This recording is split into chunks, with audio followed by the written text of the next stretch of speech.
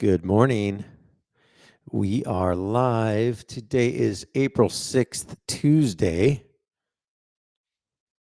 2021. Welcome to another episode of The Morning Buzz. My name is Mike Brady. I'm the host of this show, and The Morning Buzz is a show that is just centered around our community. It's a show that's meant to give you guys some news, some information, some positivity, and of course some community. So that's the Morning Buzz. This show is 5 weeks old now. No, this is week 5, Tuesday of week 5, and so it's spring break here in Templeton. So it's a little calm. It's not as chaotic and crazy. There's not there's not people um, wanting to burn the school district down, and I'm just kidding. I don't know if there's ever been people that wanted to do that, but I feel a sense of calm and a sense of peace in our community right now. We have a good week of decent weather, relaxation, hopefully for some of the school age parents that are enjoying their kids' vacation, or maybe not. Maybe it's just freaking chaos, and you're like, oh, these kids have to be at home again. Can we just get them back? I don't know. I'm feeling a sense of peace, and maybe it's because Noel and I are bachelors this week. It's funny, literally, he's checking in with me once a day, and I think he's okay. I think he's doing fine. He's a 16-year-old boy. He pretty much knows how to raise himself. He knows how to boil water for mac and cheese. He knows how to peel a banana. He knows how to call 911. He knows how to put fuel in his vehicle. So that's really, I mean, he called me yesterday and said, "Dad, I got the oil changed in the truck." And I'm like, "Cool. Can you go take the other car now?" No, I didn't say that, but yeah, he's very independent, and he is one of those kids that's just going to, like, the day he graduates and turns, of age. Well, he graduates when he's 18 and a half, but like the day he graduates, I feel like he'll have his car already packed and just ready to head out on his next journey. That's the kind of kid he is. He's just super independent and super motivated, and just wants to go experience life in the world. So good for him. That's awesome. When I graduated high school, I didn't even know. I mean, this is how pathetic it was, right? I so I I was playing baseball for Paso Robles High School.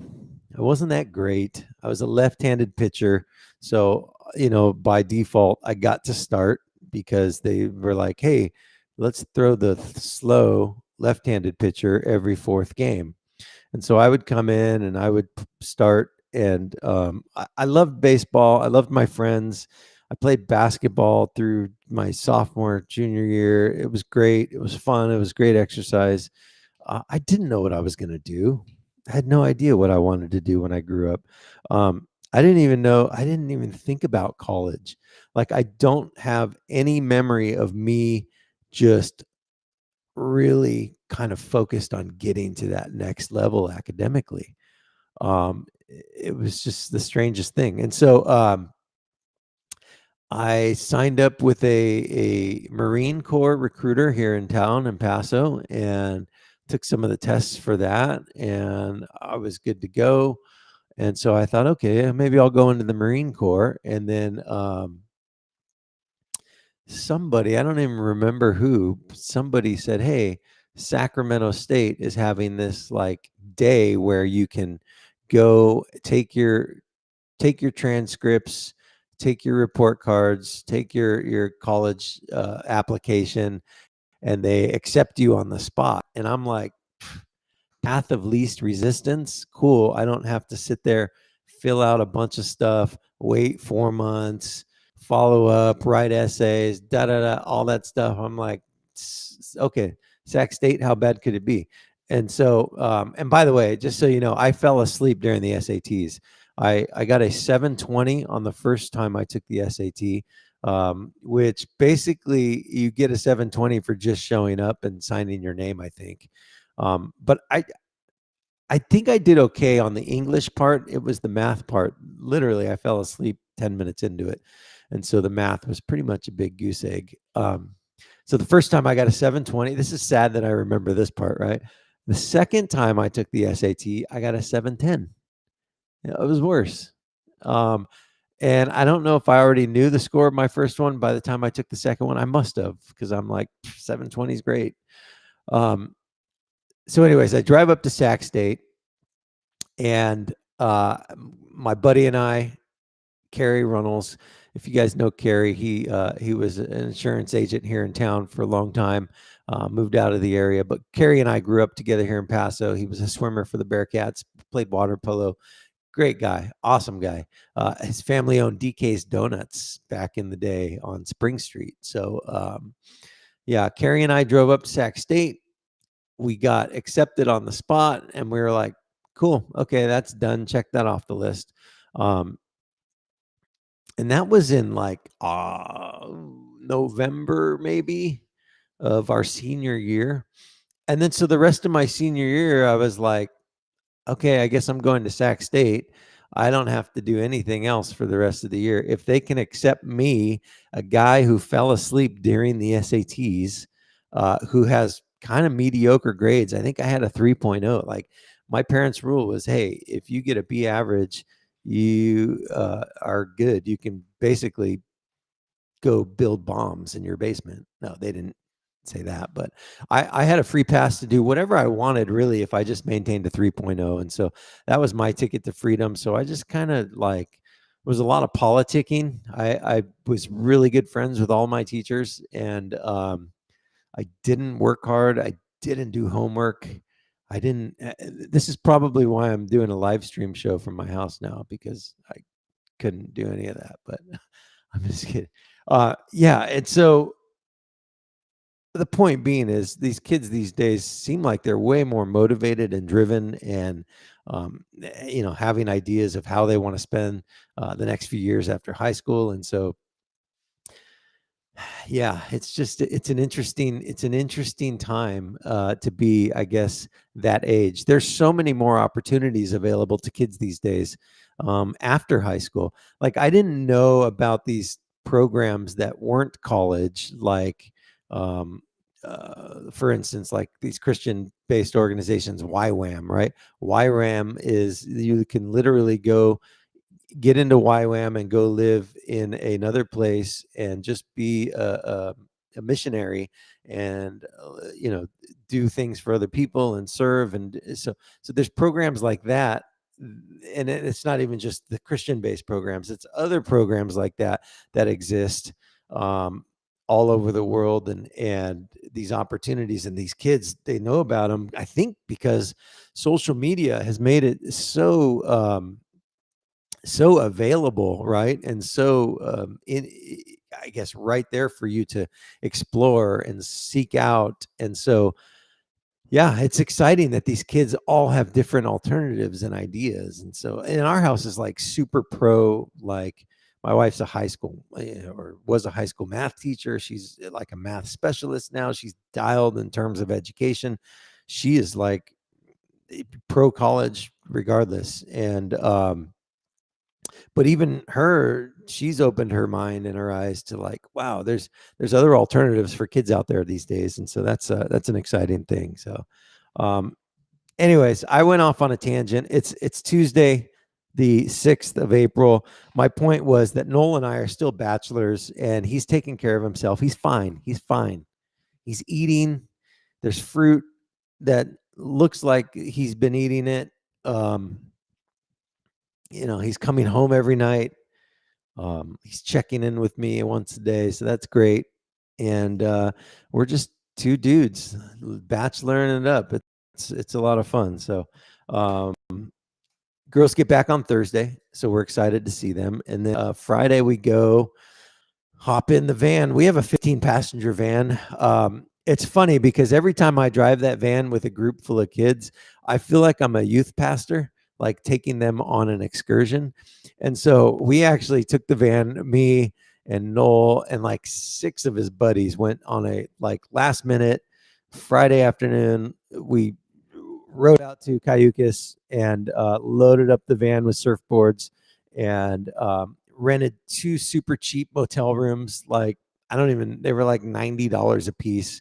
Ended up being like 8 kids total and me. And I slept in the van, and then the 8 kids split up into the 2 rooms. But obviously, that's against the rules of any uh, hotel or motel. And so they basically saw us pull up and they thought, oh, it's a youth group. Come on in, guys. You guys are cool. And so, I'll probably, you know, get in trouble for that one, but it was great because I drive this big 15 passenger van around and everybody thinks I'm like school staff or youth group. And they just kind of like wave and say, hey, you're good to go.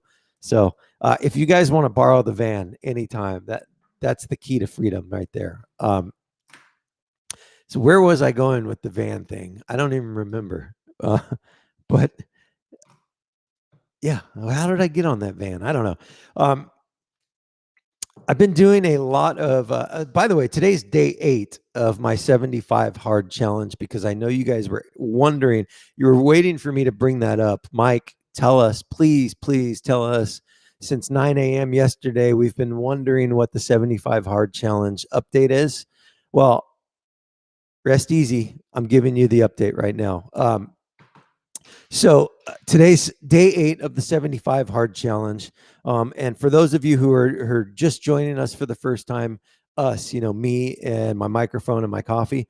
For those of you just joining me, the 75 hard challenge is this thing that is this dude named Andy Frisella. He's an author. He's a motivational speaker. He's a business guy. He does supplements and, like one of these really hardcore alpha, like,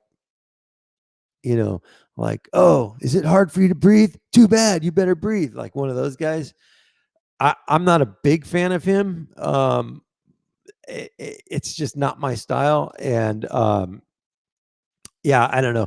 But the program that he designed is really kind of interesting because a friend, Amanda Moore, posted that she was going to start it. And I said, you know what? I need a challenge. I'm going to start it. And so now what I didn't do was I didn't weigh myself on day 1. But what they tell you to do is take pictures of your body every single day. And I can tell you, like, just from looking at day 1 versus day 7 yesterday, I can already see in my face a big change. I know you guys probably can't because the camera adds 60 pounds. That's what I've heard. But, I could see a change in my face.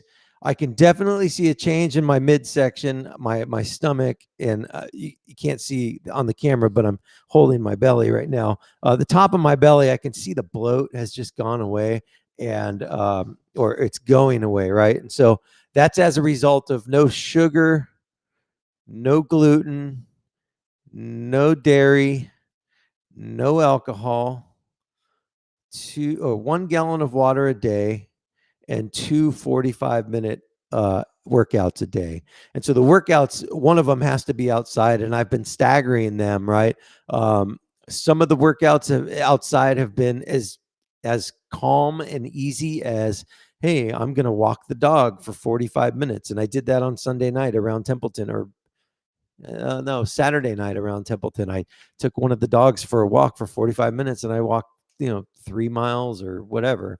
And it was chill and it was mellow, but it was exercise, and it got, the blood pumping, and it burned some calories. And so the other 45-minute workout has typically been me at the lab, which is the gym that I work out at. And it's could be treadmill work. It could be weight work. It could be core work. It could be a combination of the 3. But that typically is a harder workout. Last night, my outdoor workout, I ran 4 miles in the field right next to my house. It was great. So But the 75 hard challenge, today's day 8, I'm feeling really good.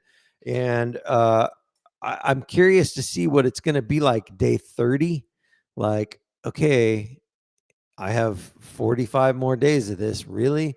Or is it going to be like, yeah, day 30, let's go, let's go? I don't know. We'll see.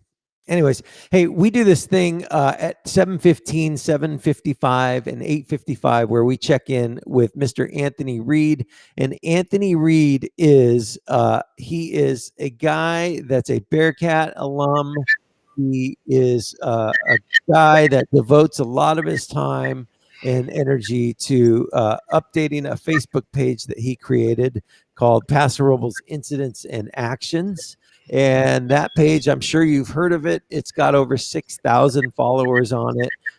They post all of the latest and greatest things that are happening in and around the North County. And so Anthony comes on and gives us the current updates as to what's going on. Anthony, anything going on? Yes, quite a few things actually. Oh, So I'm gonna start off by saying good morning to you, Mike. good morning. Hope you're doing well this morning. I am kind of tracking you on your fitness journey, and I can see your face kind of drooping down, which is good. So Yeah, it means that you're making improvements. So I'm feeling good. Thanks. all right. So last night, right around 6:30, in the city of Cayucas, there was a vehicle rollover in the area of Cheney Avenue and Gilbert Avenue. And if you know where Cayucas is, then you might be familiar with Hang Glider Hill. And what happened was the vehicle rolled over down the hill, actually. It's a pretty steep hill from what I understand. And the two occupants of the vehicle were ejected out of the vehicle. No deaths to report, but moderate injuries were reported in that crash as well. They were transported to an area, a hospital with moderate injuries, and they actually used a helicopter.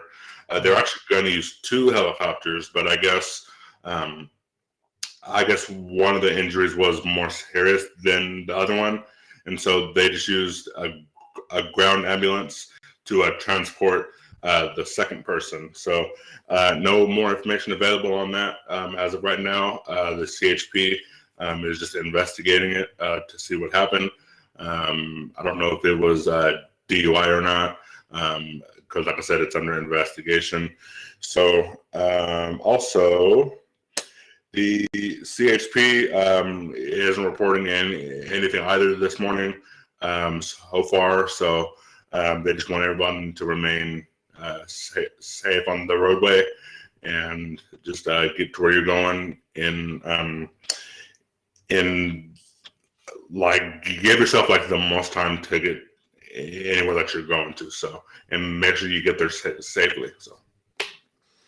Good deal. All right. Well, that's too bad to hear about that accident in Cayucas. But glad it ended kind of best case scenario, right? It's Yeah. never a good thing when that happens, but always a good thing when there's no deaths involved. So Yeah, I did some investigating as well on my own, and as I understand, Hang Glider Hill is like almost 600 feet down, and so the way that it looked on the Cal Fire Twitter page, it wasn't like a steep cutoff like you see like in Avila, like it's a cliff, but it looks like the roadway is like on top of a mountain, and then you just kind of roll over and you just keep rolling down until you stop. So it wasn't like they went off the cliff and just went down. It was like they rolled like down the hill, and so that's what's called, I guess, Hang Glider Hill. So that's okay, what happened at. So interesting. yeah. Yeah. All right. All right. Well, yeah, thanks for updating us on that. And if something happens between now and 7:55, I'm sure you're going to be on top of it. We we'll keep you in the waiting room, and I know that you're going to be kind of on that scanner checking the news and trying to figure out anything else that you need to report on. So, thanks, Yep. Anthony, for doing that for us today. Yep. No worries. All right, we'll see you back here at the end of the hour. All right. Cool. All right, that's Anthony Reed, Paso Robles Incidents and Actions. So, like I said, Anthony checks in with us 3 times a day and gives us kind of the latest and greatest incidents and news to report about what's happening in and around the county in regards to any traffic incidents, any CAL FIRE incidents, anything emergency services related. Anthony does a good job of updating his Facebook page, which again has over 6,000 followers. It's called Paso Robles Incidents and Actions. And you can go and follow it there. So, all right, we've got a cool show today. This is going to be a little bit of a different show. I'm going to spend a little more time kind of doing some personal reflection with you guys and some building of what the future looks like for this show. And we've also got a great guest, a return guest, Mr. Greg Sullivan, who where I lost my notes here.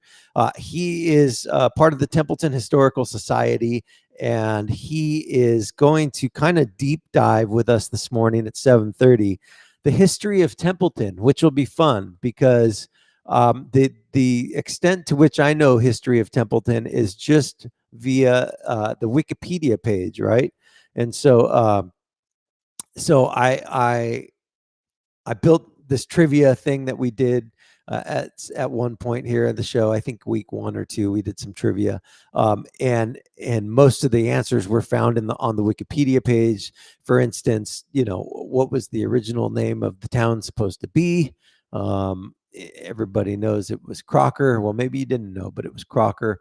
And so Templeton was actually Crocker's son's middle name, and so they named the town.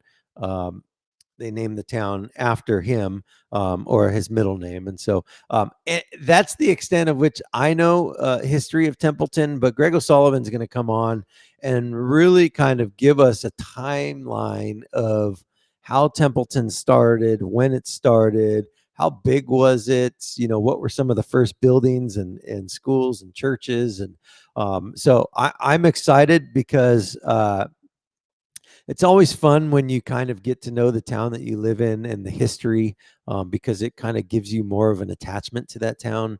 And so, yeah, it'll be fun. Which, by the way, the house that I grew up in off the Lake Road, about a mile out of town, 9/10 of a mile, I think, past the cemetery on the Lake Road.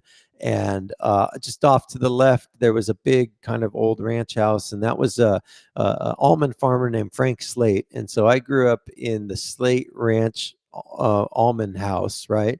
And apparently, I haven't been yet, but the Paso Robles Pioneer Museum has pictures of the house that I grew up in back in the 1900s, early 1900s. And so I guess it's a pretty historical type house for the area in that it was the house of Frank Slate, who was a big almond farmer back in the day. So cool. And I remember my sister and I exploring the property as kids. We would just kind of run up and down the hills, and we would find these old abandoned barns that were literally probably built in the early 1900s, that were busted down, but there would be like old Model T looking type cars in there. And it's just a really cool place to be, 7, 8, 9, 10, 11 years old, exploring and playing make believe and all that fun stuff. So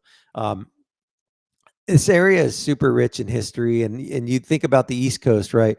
How the East Coast was kind of where the history of the United States started, and everything's so much older back there, and this and that. But actually, the West Coast is pretty similar. It's just got a different flavor, right? With the Spanish coming in, and then the Mexicans, and so and then the missions and all of that. So yeah, the California history is a neat history in itself, and obviously the Central Coast plays a big part in that. So excited to speak with Greg here in about 5 minutes and get to know a little bit more about the town that we live in. So all right, so weather today is going to be, looks like 70s, mid 70s, low 70s, 73, cloudy kind of all day, which is kind of a bummer.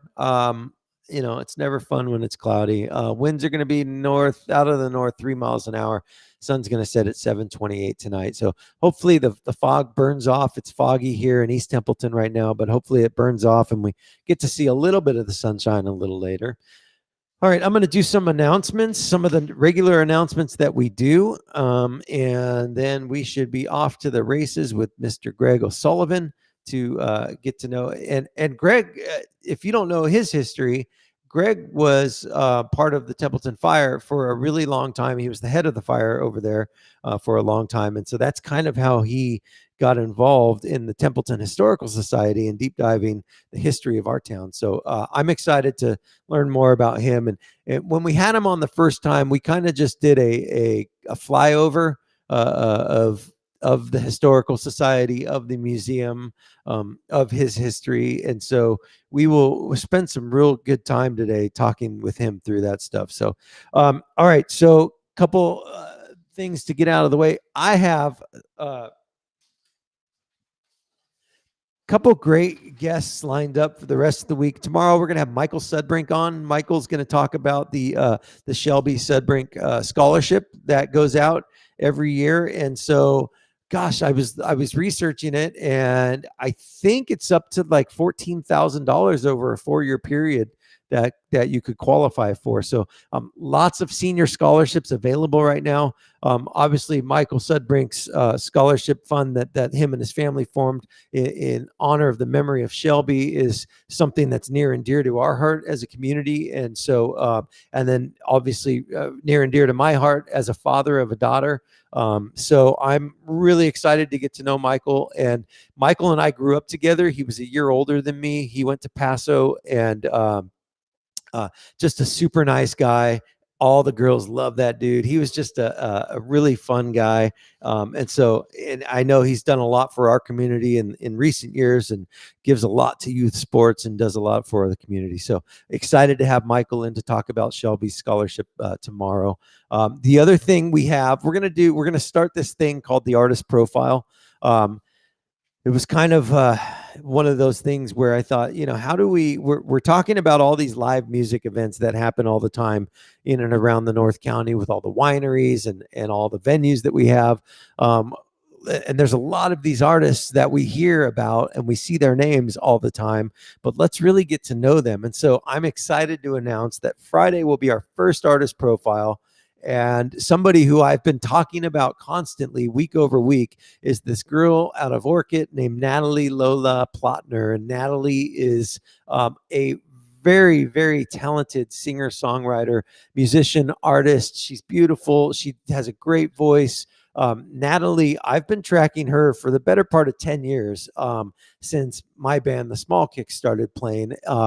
So she would play at places, we would play at places, and we never actually played at the same place, but I always kind of kept track of her career and what she'd been up to. And so Natalie's got a new duo that she's a part of, and she's also got a full band, and she also does solo stuff. And so she's got gigs here this weekend again.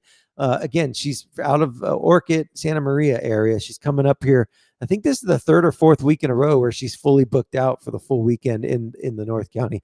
She's playing at Derby Wine Estates on Saturday. So Natalie's going to come in on Friday morning. We're going to get to know her. We're going to see her face. We're going to hear her voice. She's going to play a couple songs for us. So that'll be fun.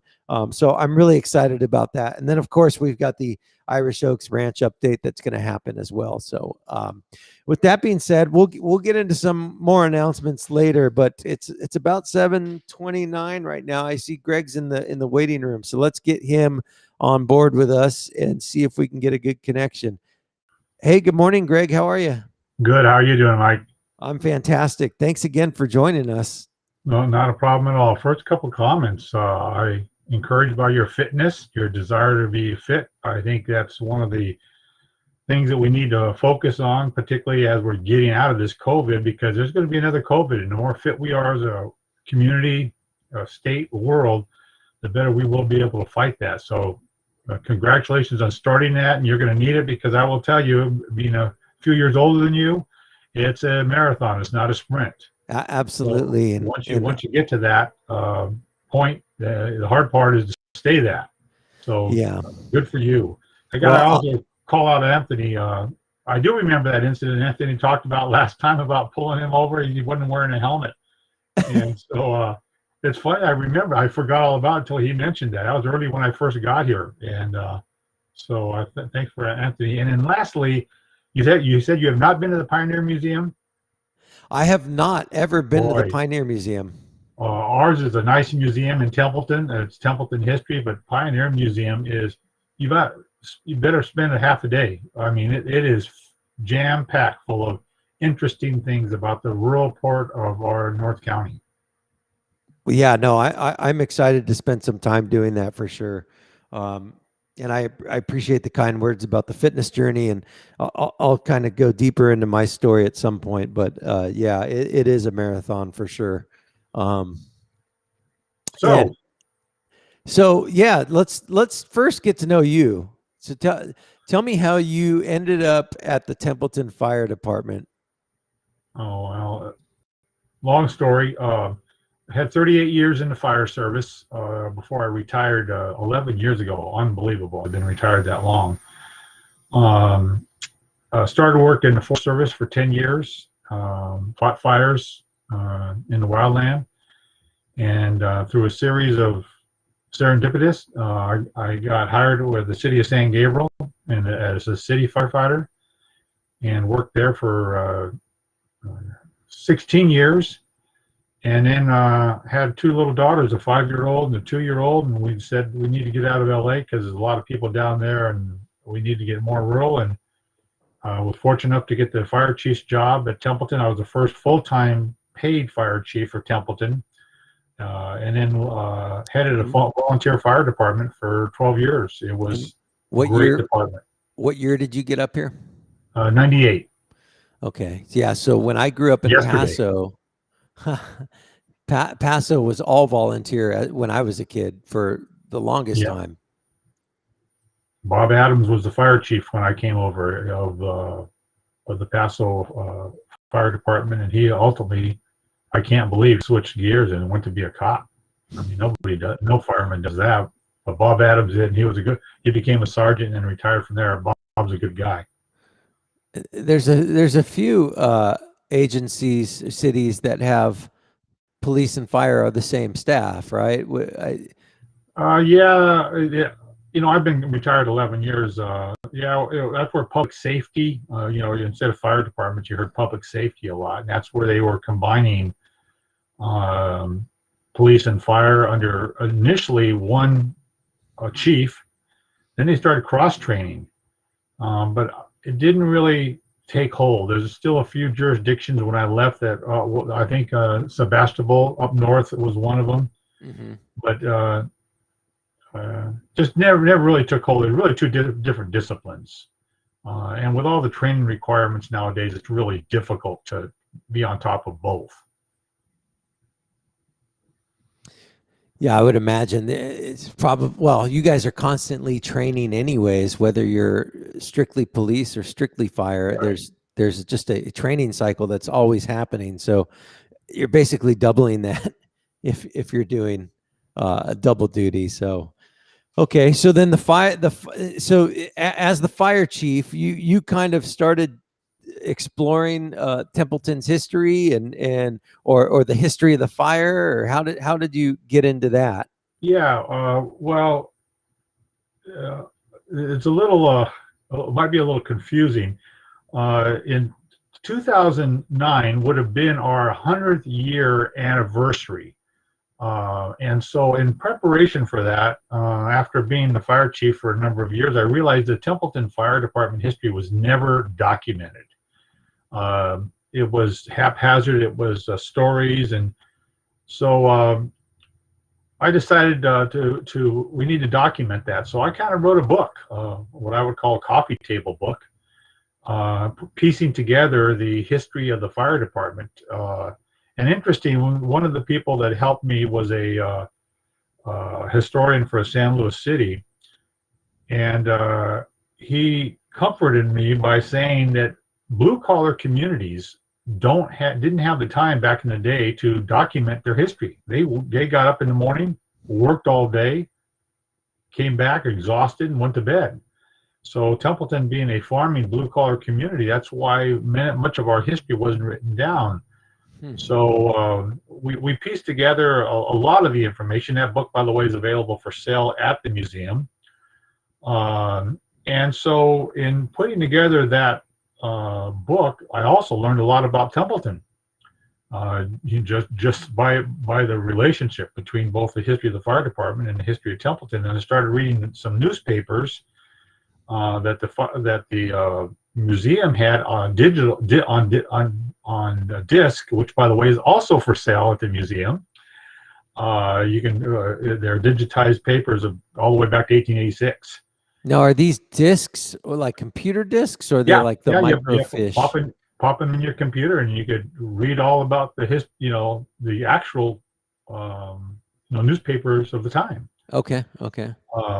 So anyway, after I put together that book, and by the way, found out that in fact Templeton wasn't formed in 1909, it was actually formed in 1886. What happened in 1909 is that there was a tax levied by the people themselves, and we bought a couple pieces of equipment, and from that, how hearsay is, all of a sudden that was the date.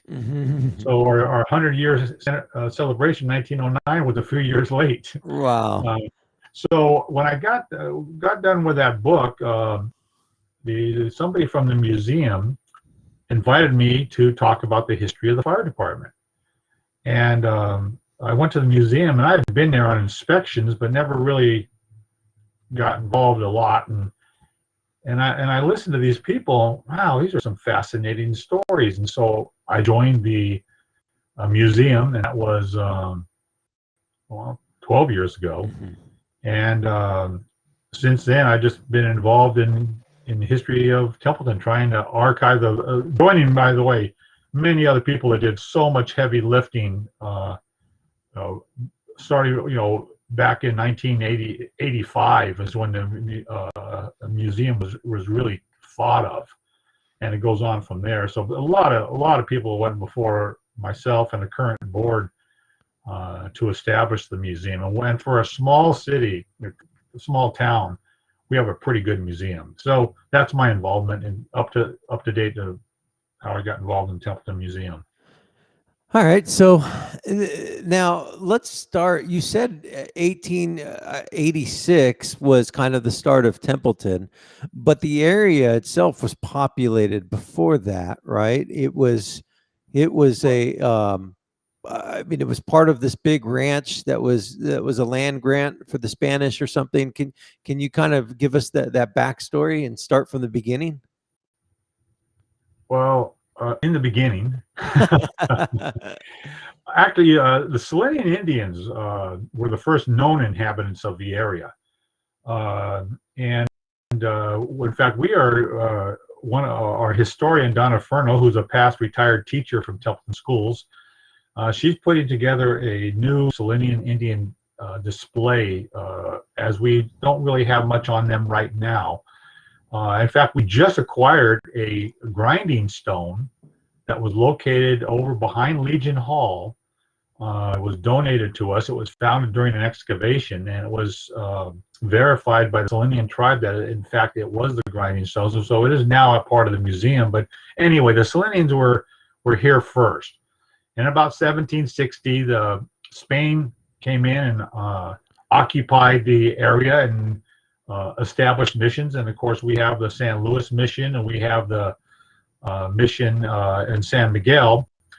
And so they used the land grants, and then Mexico divided up and gave these large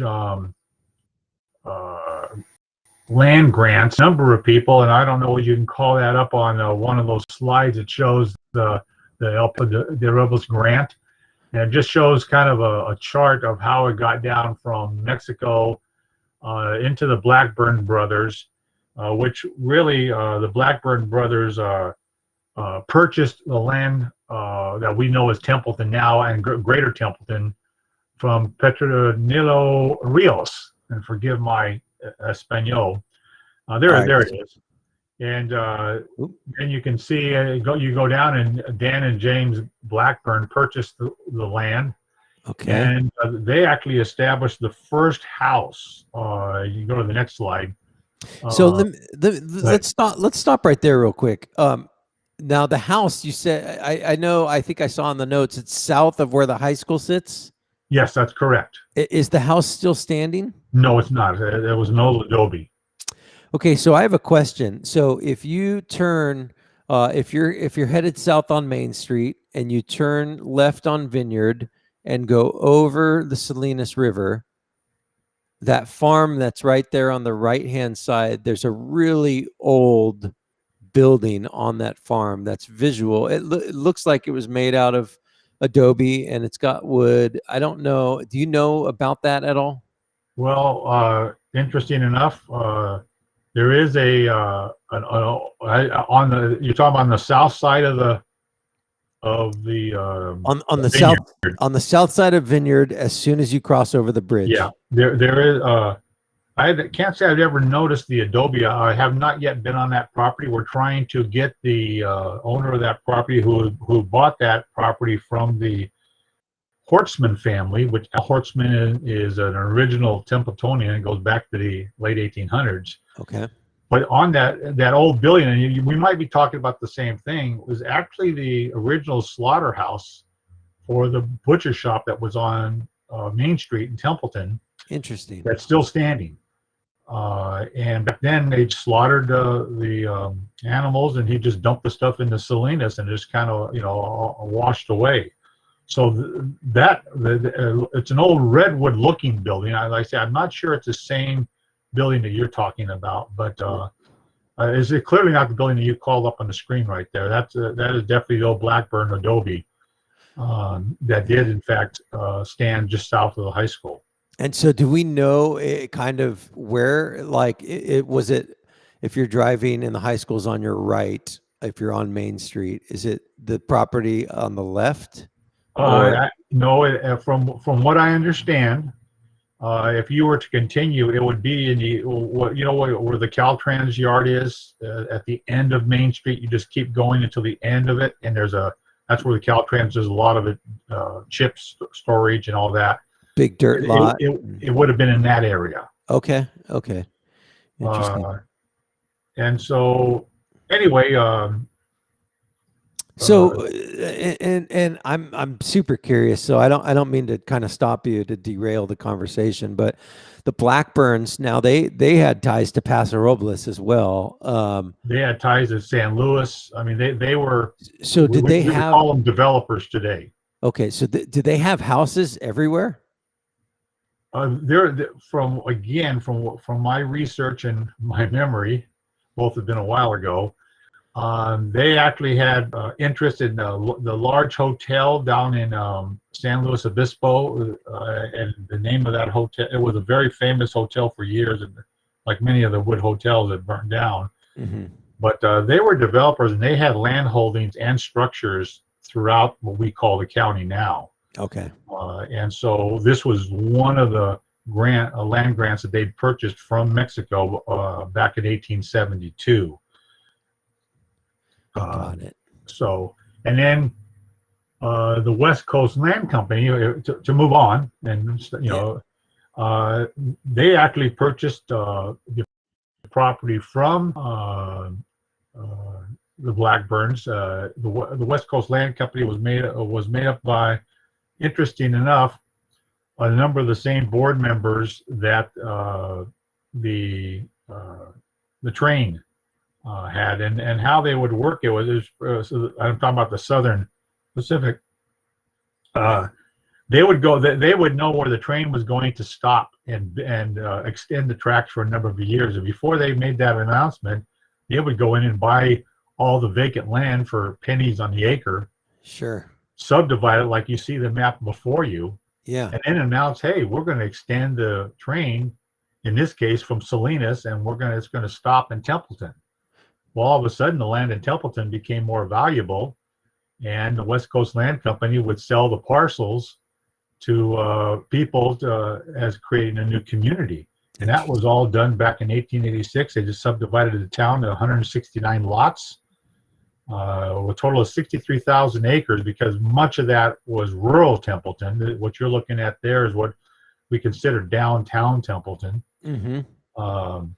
And they were really, it was a pretty clever, what I would call a scheme, where they would, again, buy the property before they would announce the railroad stop. And then it actually stopped here for 3 years while they constructed between here and Santa Margarita. So Templeton was a boom town from the beginning. They set up their own newspaper. And when I say that, it was really a press release for the land company. Is that what we're looking at here? No, go to the next slide. Okay. It's the Templeton Times. There you go. That's what they set up.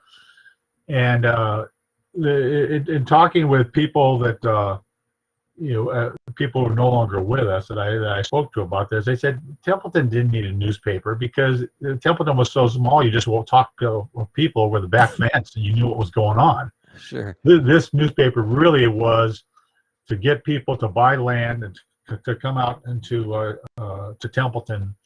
And the Swedes did in masses. We're known as a Swedish community, and we'll talk about more of that later. But anyway, this newspaper I talked about earlier, this and others. If you go to the next slide, we have a DVD that has these newspapers on the DVD that you can blow up, and fascinating stories, just fascinating stories about. Most of the newspaper is cut and paste from what's going on in the country, but there's one page of the paper that's always committed to what's going on in Templeton locally. So that's really, really pretty cool. And so what this slide is showing us is that in these different years, there were papers that were put out, like in 1887, January through May, there was a paper. Well, actually, we have papers were put out weekly. Oh, okay. But these are the only ones we have that we Got scanned and put on a DVD. So we have January, February, March, April, and May of 1887. Okay. And then June all the way through. So, like I say, for somebody that really wants to dive into this, it's a fascinating journey to take on this DVD. Sure.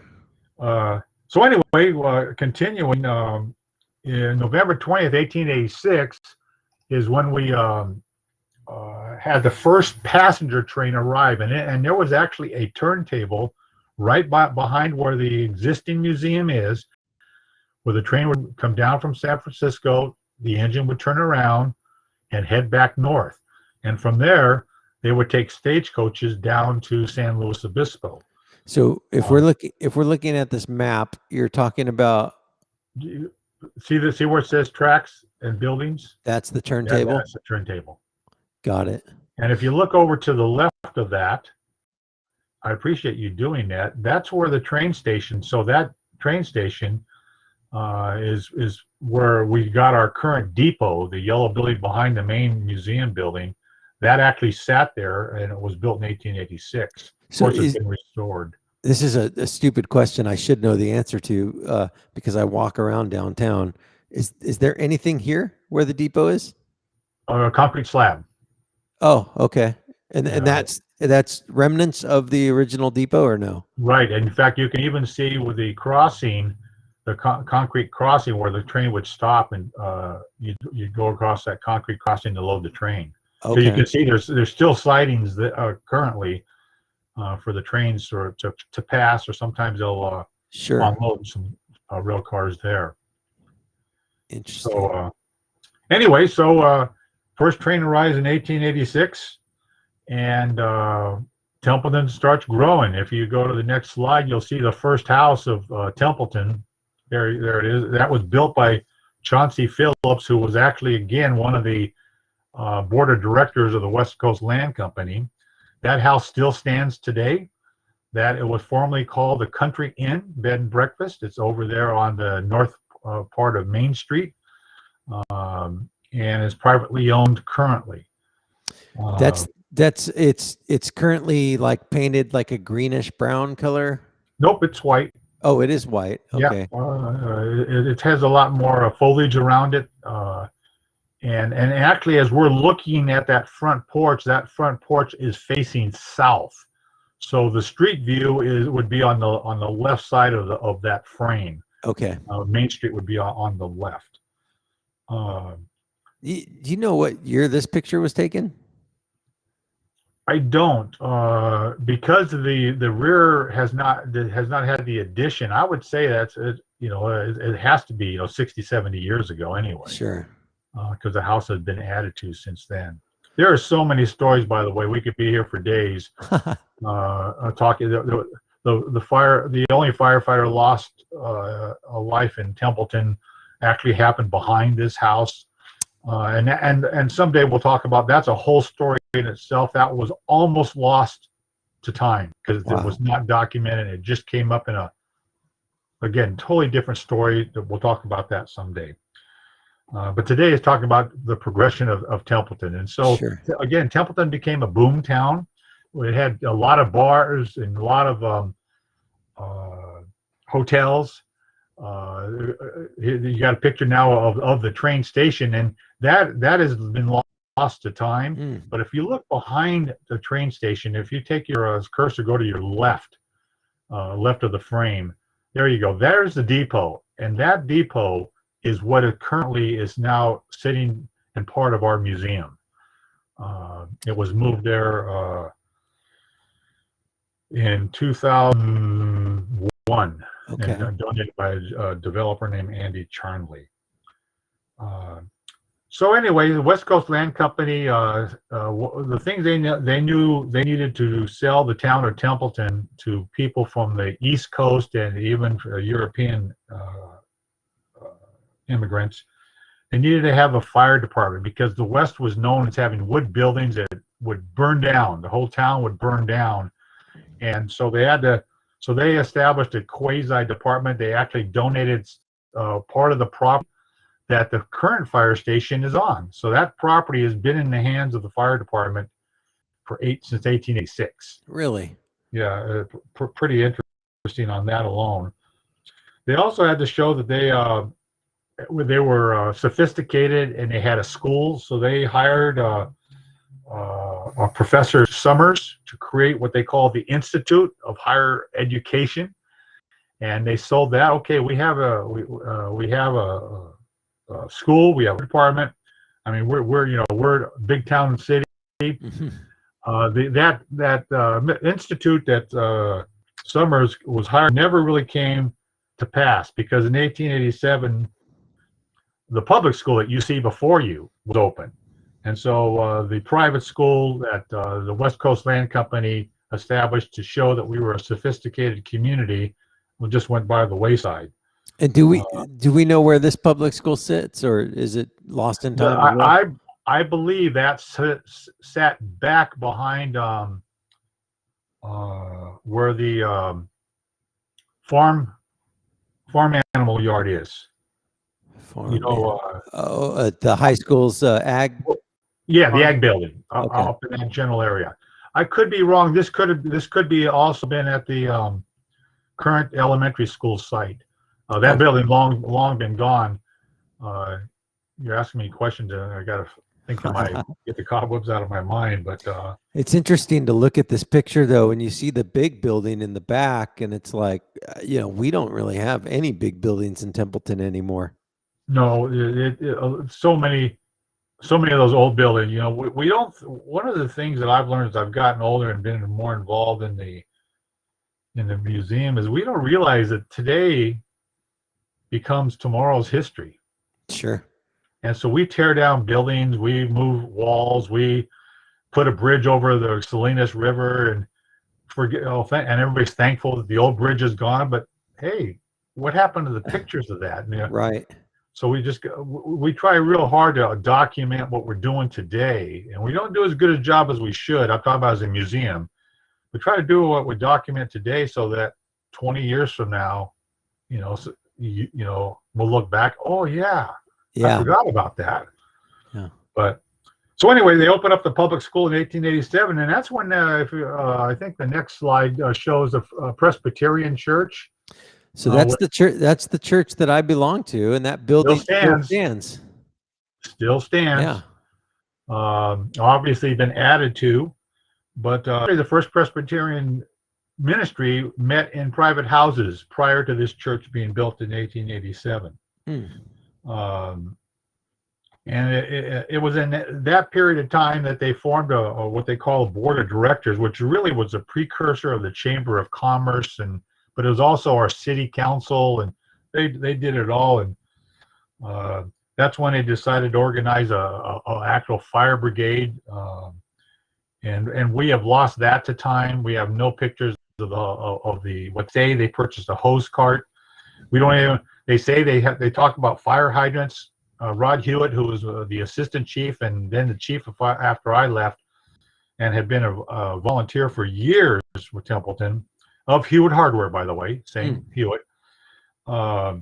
We scoured pictures. We've never seen an old picture of Templeton Main Street with a fire hydrant, so we don't know whether that was another one of those press release things or not. Sure.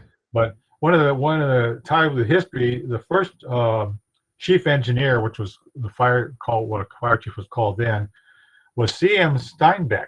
That was John Steinbeck's uncle. Interesting. Again, one of those things that we didn't know who the chiefs were, and all these are just stories in themselves of how we were able to locate most of the chiefs all the way from Steinbeck forward. Wow.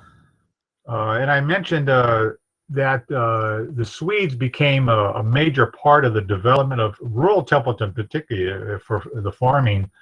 And so about 1891, the Bethel Lutheran, and there's another old building that still stands today. Mm-hmm.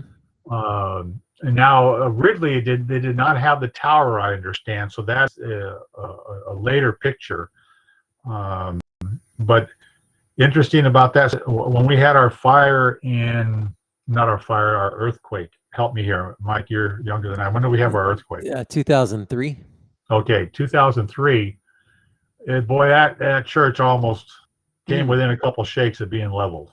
Wow. And thank God they had some severe damage, but they went in there and they reinforced everything, and it was closed for a while because that just like the Presbyterian building, those are some of our old buildings in town that we kept.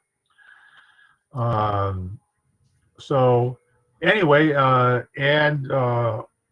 unfortunately for the town, in 1889, Templeton was no longer the terminus of Southern Pacific. It went on to Santa Margarita, and as quick as the boomtown went up, Templeton went down.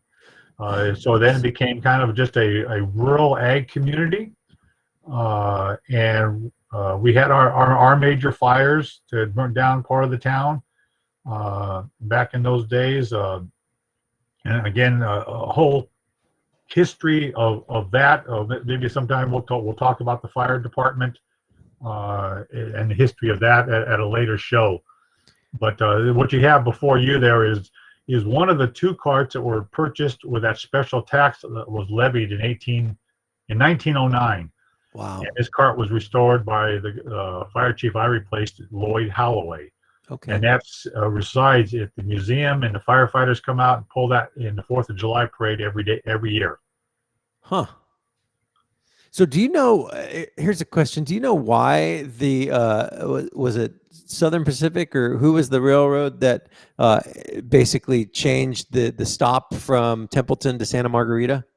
Yeah, because what they would do is Templeton became, before Templeton, the last stop, I don't have that date before me, was all the way to Salinas.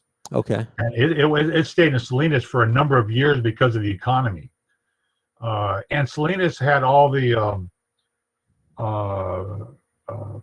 vegetables that were shipped to San Francisco, and so that was an important connection. But then they knowing, the railroads had a lot of power. I mean, they were given carte blanche to land and property to lay their tracks, and so finally, when the economy got better, they decided to extend it south. And Templeton, for whatever reason, probably because they could buy the land cheap, because Templeton was nothing; it was just a dirt patch. Yeah. That became the terminus, and so they once the Templeton became a terminus, the minute they said, okay, here's the end of it for now, it continued building south until they were far enough away. They said, okay, now Santa Margarita is our terminus. And then it took another 5 years to get down to San Luis Obispo because of the grade changes, and there was some politics involved. If you've not been to the San Luis Railroad Museum, there's another must visit. They actually have a kind of a scale model of the entire railroad, all the way from San Miguel all the way down to Guadalupe. Oh, interesting. In a huge room. And so San Luis City was playing hardball, and the Southern Pacific said, "You don't play hardball with us, and we'll go right by San Luis." And but that got their attention, and so they conceded, and so the train did stop in San Luis and made that. And again, San Luis, there was railroads, private railroads that went to Avila, that went to Guadalupe. They were on narrow tracks and narrow gauge tracks, and that's a story I know very little of. But then they were combined, and then that train eventually went to Santa Barbara and connected to the LA train. So I've got one last question. I know we're out of time. You had to run at 8, but one last question. Maybe you don't know the answer, but maybe you do. I'm curious, like, what was the peak year for Templeton as a community? Was it around 1886, 1889?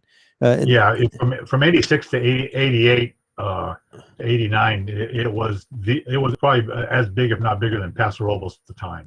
And that was my next question. I'm wondering what the population was, Templeton at that time compared to Paso, and then even Santa Margarita and San Luis Obispo. Yeah, you know what? That's a good question. I've never researched that in terms of what the population was. I know we have census, so sure. You put that on my do list.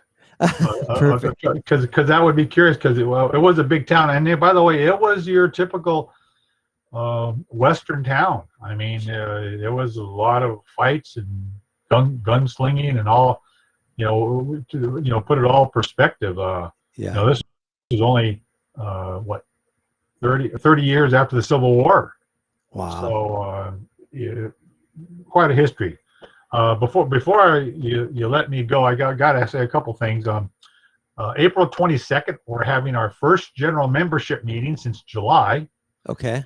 Because of COVID, we had shut down, and we're actually going to have that because of air movement and space, so everybody's social distance and all that. We're actually going to have that in the blacksmith shop. This is April 22nd? April 22nd at 6:30. And we're going to open up the blacksmith shop and have chairs in there. And Bob and Janet Tulloch, who sold the property to the museum probably 8 years ago, his dad ran that shop from 1954 till he died in 95, I think. Okay. Anyway, and Bob's going to talk about the history. You're going to sit in the blacksmith shop, and Bob's going to talk about the history of the blacksmith shop, which, by the way, goes all the way back to 1918. The original 1918 blacksmith shop structure still stands within the current blacksmith shop, and that's that corrugated metal building. Sure. If you're familiar with it. So that's going to be on April 22nd. And I don't think I mentioned it, but if people want more information about the museum, they can go on our website, the TempletonMuseum.com. Yeah, I think I had it up. Let's see here. Okay, I appreciate Oh, that. yeah, it's right under your name. So templetonmuseum.com. Oh, there it is. You're right. Exactly. So, and there's a link to a virtual tour. There's a lot of information and pictures of the museum, as well as a way to contact the museum through our email. All right, so just let me recapture this. So I wrote a note. I want to make sure that I'm continuing to announce it. April 22nd at 6:30 p.m. There's a Templeton Historical Society meeting, and it's going to be inside the blacksmith shop, where we're going to kind of learn a little bit of the history of the blacksmith shop. Correct. What other items do you guys go over in these meetings? Obviously, like finances. We always have a guest speaker. We're our quarterly meetings. Okay, so the next one will be in July. We always have a guest speaker. Again, that's how I got involved. I was a guest speaker to talk about the fire department, and it's fascinating. We always try the guest speakers. We always try to have some tie to Templeton, but sometimes it's to North County, because back in those days we were all a rural, very rural area. So our April meeting is actually our annual meeting that we're required to have, and so we'll elect some new board members. Do some very brief business, because that's kind of the boring part of it, but that won't last more than 5-10 minutes, and then we'll go right into the program with Bob and Janet Tulloch. Bob is a professor, born and raised here, and then he's got a fascinating history of his own, working in Middle East, and he was a past Pioneer Day king. Oh. They call them kings. Pioneer Day. What do they call them? Whatever they call them, Bob was one of them. Recently. Yeah, it's slipping my mind right now. That was my goal when I was like 7 years old, by the way, to be that guy in the Pioneer Day parade, because from the time I was 3 until the time I was 13, I marched every year in the Pioneer Day parade. Oh, well. Add about 30 years to your life and you might qualify. Grand Marshal? Is that what they call it? Grand Marshal. There you go. Yeah, that's exactly. what it is. Between the two of us, we make a good team. But anyway, I appreciate you having us on. And again, there is a lot of backstories here. And someday, maybe we talked about maybe doing a cast from the museum itself. Yeah, cool. I've already got Joe's Place signed on to have me do a live broadcast there. So we're going to do one over there. I'll do one over at the Historical Society, the museum, anywhere. So yeah, absolutely. I think that sounds great. One of the things to keep in mind, we got a lot of time, but time goes by pretty quickly. Lord willing, and COVID goes away, we will have our Founders Day event that is held in November. In honor of the first arriving train, and we open up the blacksmith shop again to the public. We actually have an operating blacksmith there that day. We pull out all the stops for that day. It's really quite a really cool event. So as that date approaches, maybe that would be a good time to have you over there. Oh, that'd be awesome. Yeah, I'd love to do that. So, well, let's calendar out another day where you can come back, and we can pick up where we left off. And then again, I'd be curious to hear about the size of the city in comparison to the others around that time. And then better write it down. And maybe between now and then I can kind of pop in and look at some of the displays too, because yeah, history is fascinating to me, and I just love it, especially Old West history. It's something that is kind of near and dear to my heart. So, Mr. Greg O'Sullivan, you got a busy day today? Busy day all the time. It's all good busy, so good. I can't complain. Great. Awesome. Well, I appreciate you taking the time out of your day, last minute too. You answered the call and were able to put something together for us. So thank you so much for joining us. Okay, Mike. We'll talk to you soon. Stay healthy. Good. All right. Thank you. Appreciate it. All right. All right, that's Greg O'Sullivan from the Templeton Historical Society, past fire chief of Templeton too, and a historian who spends a lot of his time volunteering to just preserve the story and the history of our little town called Templeton. So that's fun. I love that. And Look, I'm a Paso Roblan. I'm actually not a Paso Roblan even. I came to Paso at 3 years old. So I'm like most of you guys who were transplanted here from the Southern California or the Bay Area. And I got here in 1980, but I consider myself a Paso guy, a Paso Roblan, but now most recently in the last 6 years, Templeton. And so I'm getting to know this community and loving it and feeling like it's one of the last great small towns of California, and just great people, great community, and glad to be a part of it. So speaking of different communities and North County stuff, Mr. Anthony Reed, man, I'm 15 minutes late with you. I apologize. No worries, man. I was enjoying that. I'm glad that he remembered our little interaction there years ago now. I'm glad to see that he's still doing good. And he mentioned, I just want to touch on this real quick. He mentioned a name that is on his board there, Miss Donna Furno. She was my third grade teacher in the early 2000s. Interesting. So I'm glad that she's still around, and I'm glad that she's still in the community and making somewhat of a difference, even though it's not teaching young, stupid kids like myself. But I'm glad that she's still around. Actually, funny story about Donna is that. And my dad's watching this too, so he may remember this. But we lived in Templeton as well, and when I was in the third grade, I remember it was Halloween, and I went as an A's baseball player, and we went around in the little neighborhood and all that stuff, and actually we went all around Templeton, and I remember that we went to Donna's house, and she opened the door, and I just went like I kind of paused, and so it was just a weird moment, but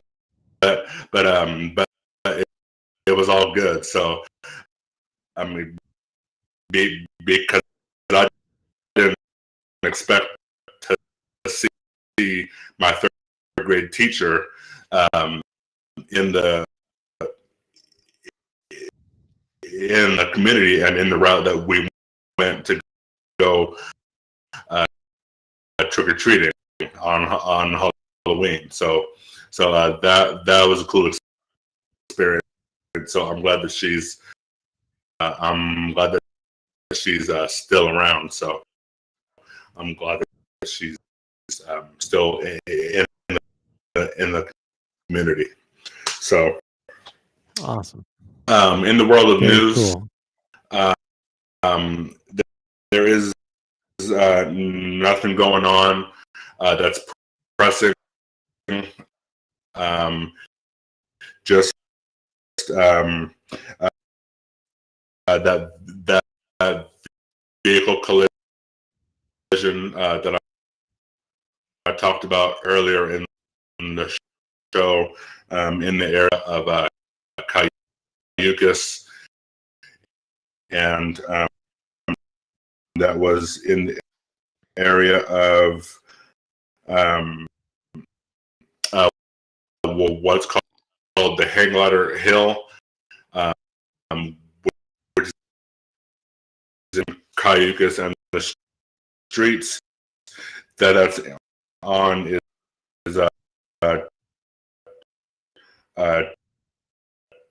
Cheney Avenue and Gilbert Avenue. And so what happened was there and the two occupants were ejected out of the vehicle. They did not pass away, but however, they did have moderate injuries. And so I don't have any other information on that. I don't have any information on if they were like DUI or anything like that. But that's pretty much all that's going on for right now. All right. Well, I appreciate the update, and yeah, that's like cool stories there. Kind of on a I got a delay here. I got a little bit of a connection problem with you, so I'm going to let you go, but we'll check back with you at 8:55. That's Anthony Reed, Paso Robles Incidents and Actions, and I was kind of breaking up. I don't know if it was his connection or my connection, but nonetheless, we'll get him back here at 8:55 to see what else is happening in the news. Again, kind of a slow morning. It sounds like there was a little bit of a issue there with that car going off a cliff in Cayucas, but or down a hill and rolling, and obviously, luckily, there was no fatalities in that. So, all right, so it's 8:16. I talked earlier about the fact that we were going to start doing this artist profile thing, right? Where I was going to invite in different local musicians on a weekly basis to just doing a Q&A and get to know them and talk about where they're playing and what they're doing. And then also, having them play live for us. So that's something really exciting. And so, one of the guys that I reached out to, or actually Mr. I can't name his name because he told me not to say his name anymore on the show. But the guy that is friends of mine who turned 52 yesterday, whose name rhymes with Roni Romingos. He put me in touch with a guy named Rolf. And Rolf, you might know Rolf. He plays in a band called Rolf and the Chaos. He also plays solo acoustic shows here locally. He's a singer and songwriter, but he's also a professional songwriter and has a record deal and a publishing deal. And so he is an accomplished songwriter. He wrote a song back a few years ago for the when Isaac Lindsay got injured in the football game. He wrote a song called 32 Strong. And so he sent that to me yesterday, and I asked him to send it to me because I wanted to show it here on the show and play it. And pretty cool thing. Another great example of our community taking tragedy and turning it into something that builds a stronger bond and sense of community. And so this is Rolf Guring. His song is 32 Strong. It's a few years old, but if you haven't seen it, hopefully you guys can check it out and enjoy it. Let me see if I can get it going here. There we go.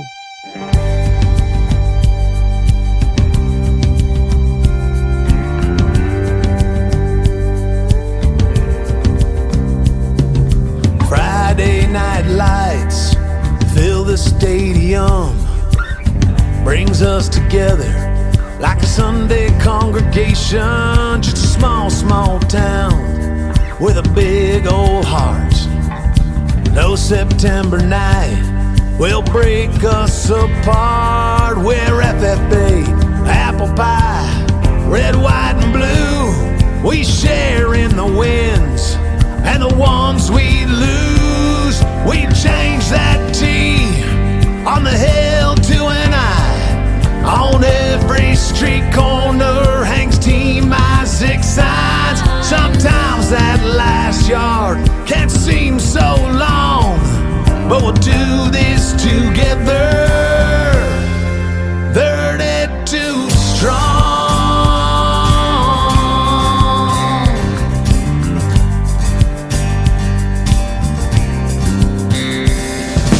Got our prey on by you doing you, redeemed our faith that you are what you do. Well, it might be a long road with some heavy hearts. No stopping us now, we're just at the start. We're family Dodgers too.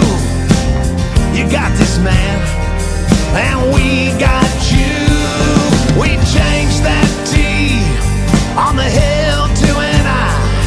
On every street corner hangs T-Isaac signs. Sometimes that last yard can seem so long, but we'll do this together. 32 strong.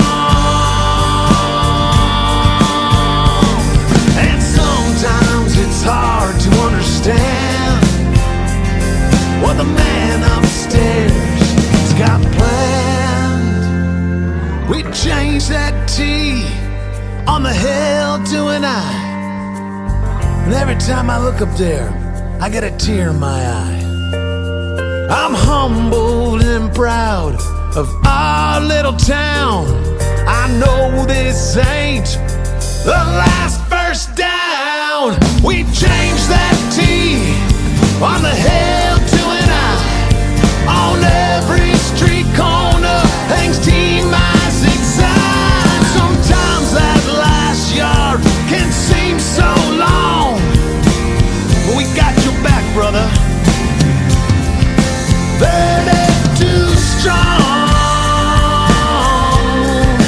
32 strong. 32 strong.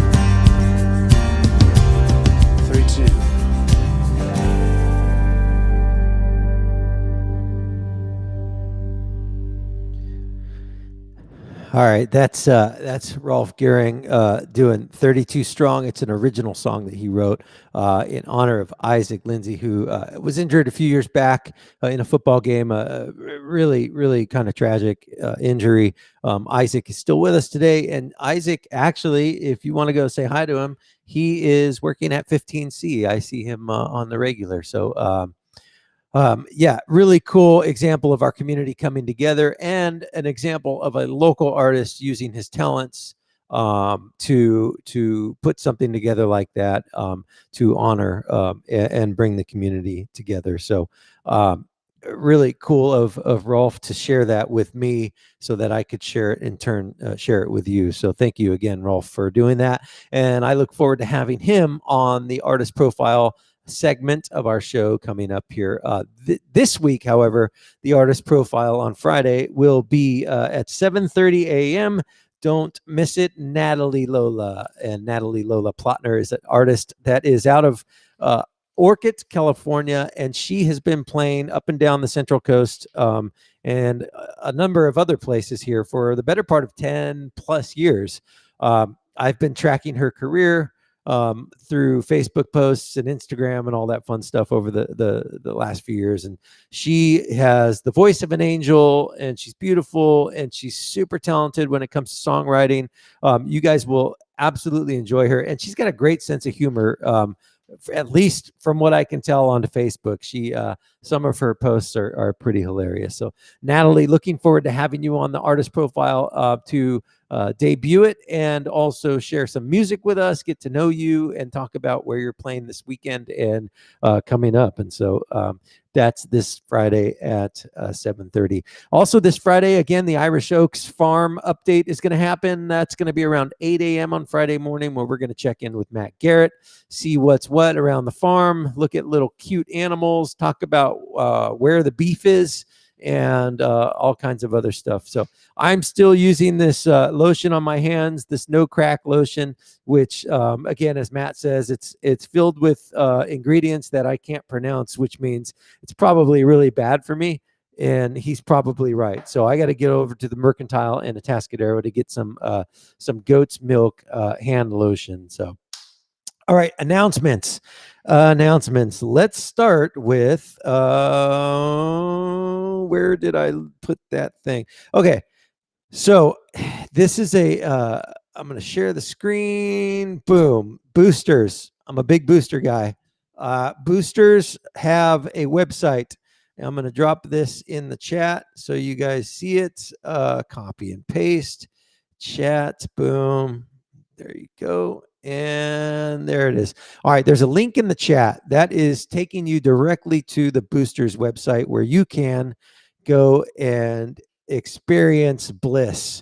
There's so many things on here to buy. It's not even funny. Hats, umbrellas, sweatshirts, tumblers, masks, lots of masks. And most importantly, this is the new fundraiser they're doing. They're selling these signs. They're 4x6 signs. They're banners, really. They say, "Go Fight Win," "Wings Up," Templeton, and they're 4x6. You buy them. They're $46.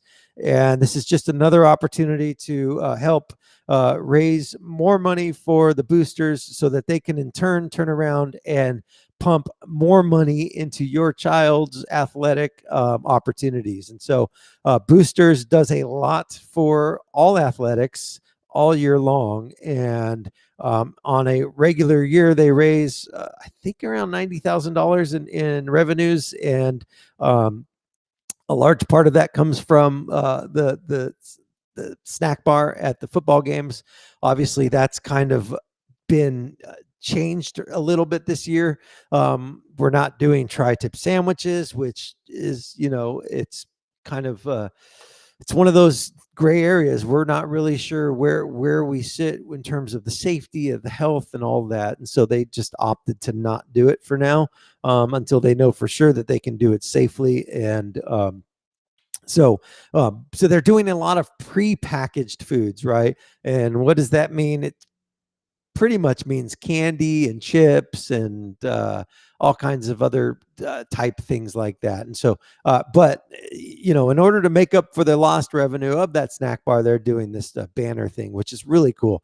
So if you want to go on their website, which is the link that I put right there in the chat, you can click on that and order one of those for your business. And it's a really cool alternative way to support athletics. And so that's that. Other things happening in and around the community. We'll talk about these T flags, which I'm sure you've seen out in on Main Street. Oh, I forgot to ask Greg O'Sullivan if we have one of these at the Templeton Historical Society. If not, we should sell them one. I'm going to be on that mission. All right, so these T flags, these are a fundraiser for this high school, Templeton High School Culture Initiative. And the Culture Initiative is a 501c3. It's a nonprofit that pays for like freshman orientation. It pays for the Link Crew stuff. It pays for what's the Link Crew, you say? It's like a mentoring program. It's where the Link Crew comes in and goes side by side next to incoming freshmen, and it's a mentoring and support group. And so that's the Link Crew. Student to student tutoring. They do the wingman stuff. They bring special guests and public speakers to the campus, motivational speakers, drug prevention and outreach, all kinds of stuff. So this Culture Initiative is a great nonprofit. I'm actually a part of it. We have meetings once a month, and if you're interested in being a part of it, just email me and I will get you in touch with them, because it's a fun group that is good to be a part of. And so this is the fundraiser. So we're selling these things for $37.50. These are these T flags that you see everywhere. That $37.50, about $13 of it goes directly back to the CI, the Culture Initiative, as profit, and that gets pumped back into all of these activities and programs that I already talked about. So I think we've sold about 150 of them. I need to have somebody else on from Culture Initiative to talk to that, because I don't have those updated numbers yet. But I also have probably a meeting coming up, so maybe I'll get the details with how we're tracking on that. So T flags, get them while they're hot. Message me or email me at morningbuzzaroundtown@gmail.com, and I will get you your flag. What else is going on? Aha. All right, Templeton Heritage Tree Foundation. We had on our show a couple weeks ago Kelly Reed Dalton. Kelly Reed Dalton is what she calls the Chief Acorn Officer for the Templeton Heritage Tree Foundation.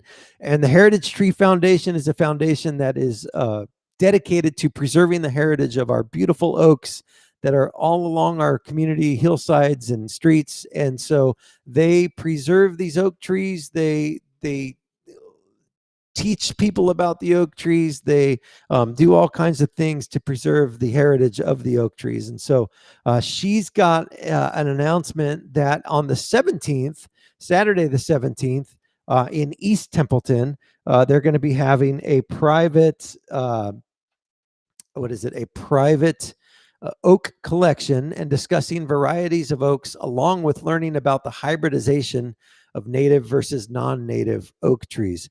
The hosts will have wine and cheese. Whoop, whoop. Two things that I can't have on my 75 hard challenge. So I'm not going to have wine or cheese, but maybe I'll be there anyways.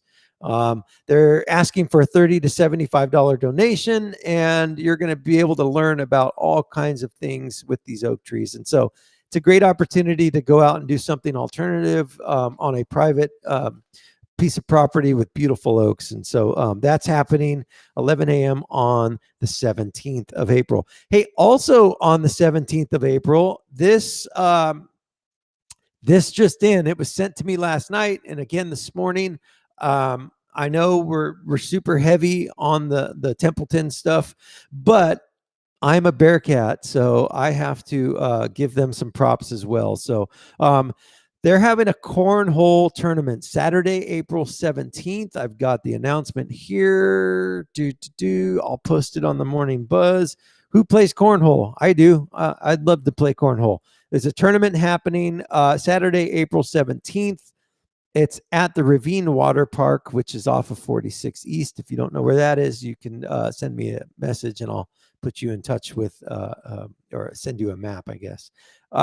So this is an auction, raffle, live music, good eats, and drinks. $50 a team to enter. So it's a cornhole tournament, and you might be wondering, well, what's the purpose of the tournament?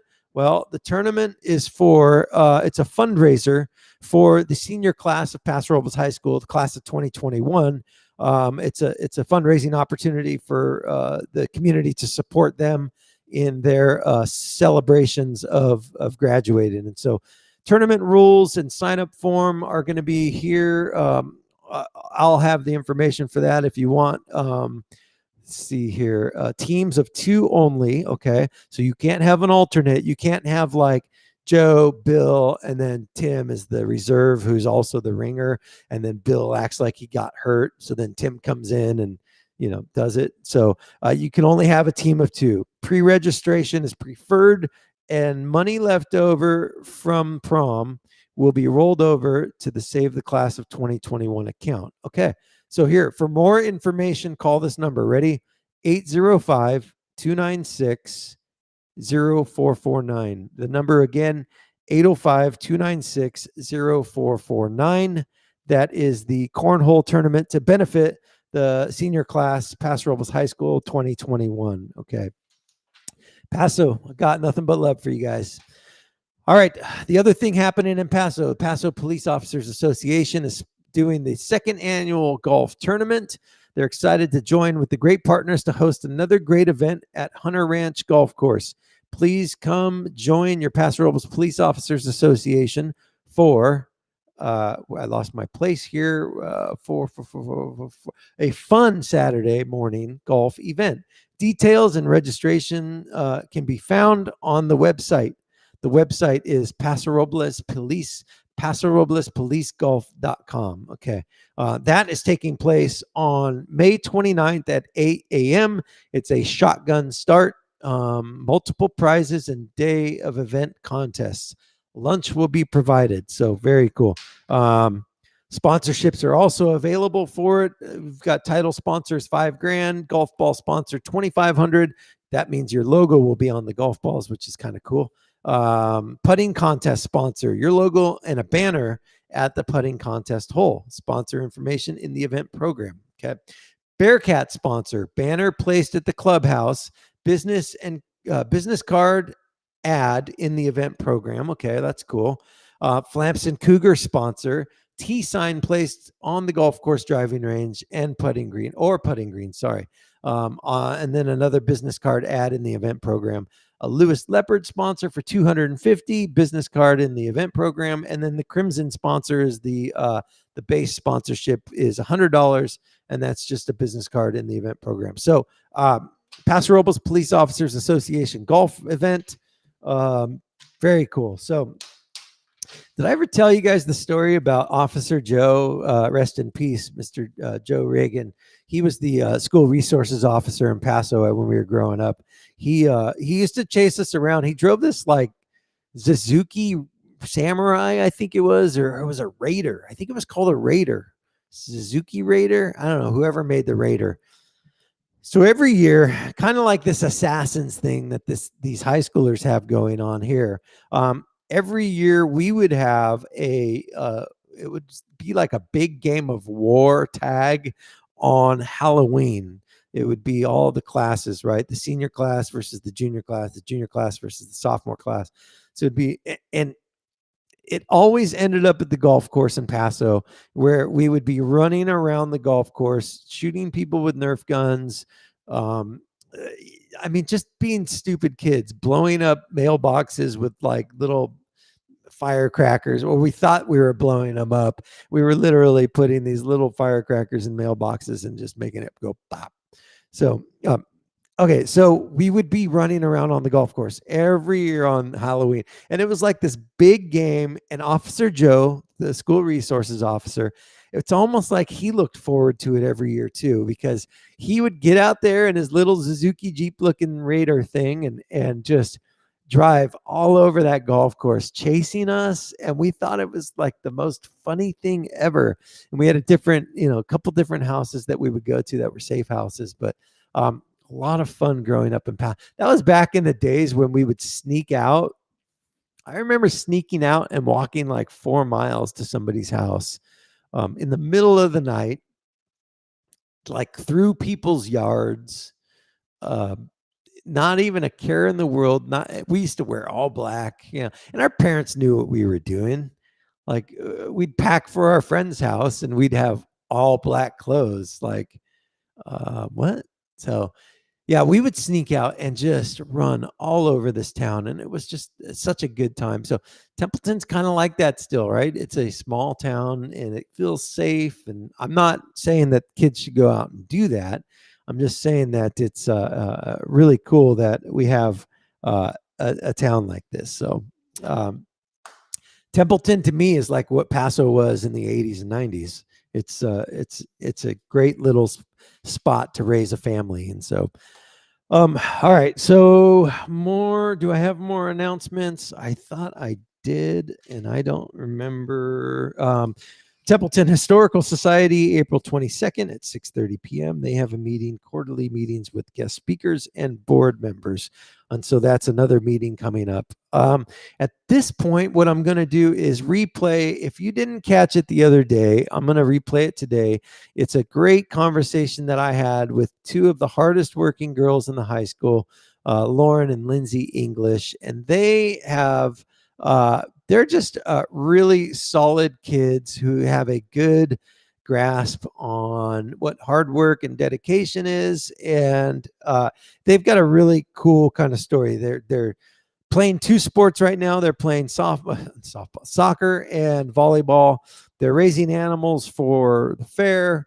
They're working at jobs. They're carpooling. They're just doing all these great things, and they're getting awesome grades, and they're working hard in school. And so these girls are just a great example of what good parenting is, and also what good teaching and mentorship is, because they're surrounded by amazing leaders in their lives that have kind of helped them become who they are. And so I wanted to reshare this interview with the English girls for you this morning. So here we go. Okay, so Mr. Mack is bringing in now Lauren and Lindsay English. It's not Mr. Mack, although it says that on the screen. What's up, ladies? How are you?